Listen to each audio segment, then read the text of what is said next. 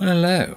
I decided that I'm going to do, because I'm just not finding the time to edit my shitty little days out quick enough. So what I'm going to do, and I think it'd be quite interesting to go back to doing my waffles as well. So I'm doing a waffle every other day, and then a days out the next day. And I'm going to try to talk about things, strange things, or things that I find interesting. I'm going to tell you that today I'm going to tell you the story of what happened only yesterday, or the day before for you guys. The actual, I had this rep come in, ever such a nice gentleman, and he's quite fascinated by what I talk about, and what I, my opinions. It's very unusual. But he actually, when he came in yesterday, I was talking about, sort of how my thoughts about time and how future memories, how I do things, and I was talking about these vlogs, and I think that I've said this before. Why do I do them? Why do I do them when really I'm having virtually a handful of people watching the vlogs, and I would say it's probably a maximum of 5 of most of my vlogs, because of a lot of people. YouTube's one of them, I'm one of them, and also there'll be a lot of people who click on them, and so then it looks like, so they can say, oh yes, I watched them, but they only look they don't even look at, they just click and click off.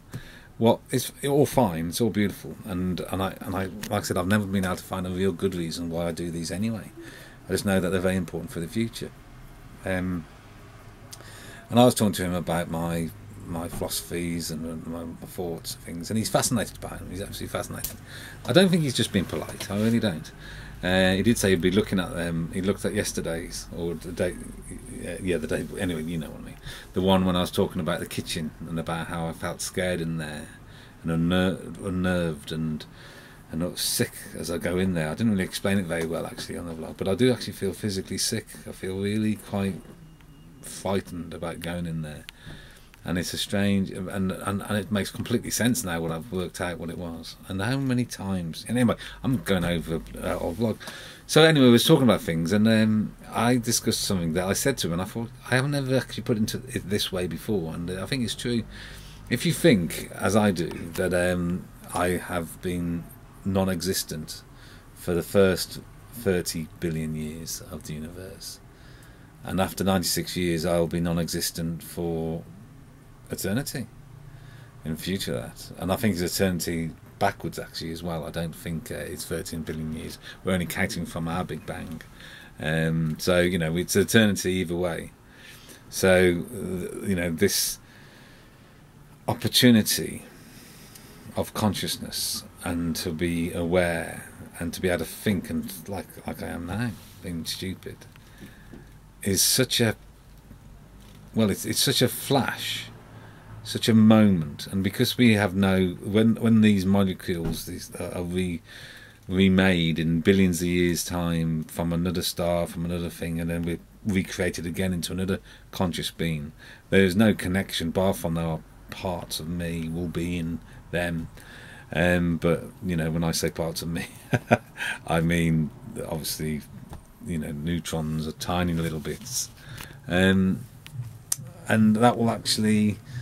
So this time on Earth is heaven. It's the conscious moment of the universe, and it's so precious this time that what a shame we wasted on I do particularly, on worrying and moaning and so forth, and I know it sounds very corny, but I think it's love what's the most important, I think, and being kind and being nice. That's what it all boils down to, really, because in the end, however we act won't make any difference really to the universe. But yeah, when you've got a chance, when the molecules are put together in a certain way, so you've got conscious thought, I think it's important just to be as loving as you can.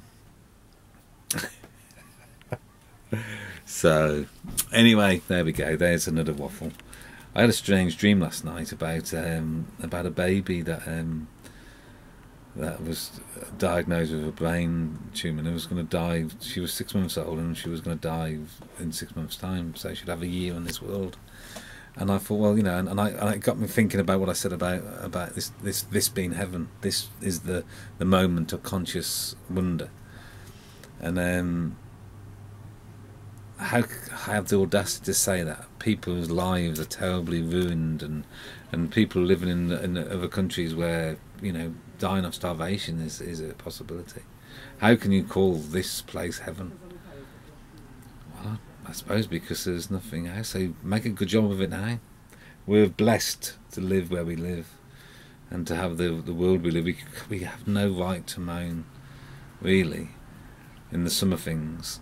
But of course we do, and I do. We all do. Anyway, I'm waffling, aren't I, ladies and gentlemen?